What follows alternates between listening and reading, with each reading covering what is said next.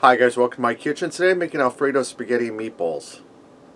Alright, I'm starting out in my multi-cooker.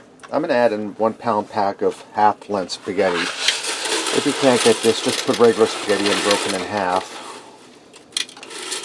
And this multi-cooker, guys, Holly got it from me on QVC. It's a chef's choice. It's just under $100 with free shipping.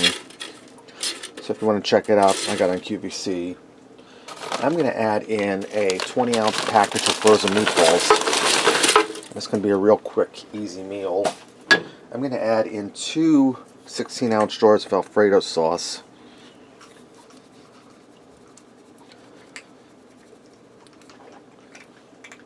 And I'm going to add in 4 cups of water. I'm going to dump the water into jars and swish them around to get the Alfredo sauce out. I should have saved the lids to the jars, so I close them and shake them up. But alright, now that I have all of my water in,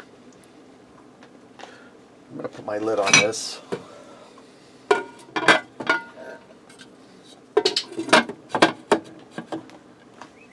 going to select my bake setting.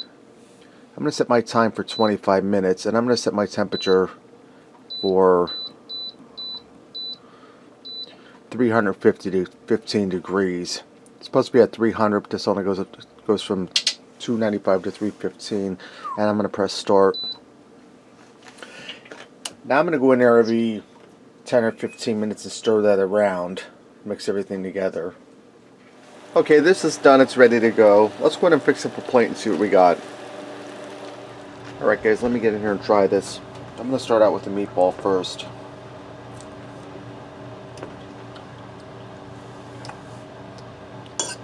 Good beefy flavor. Really delicious. Try some of that pasta.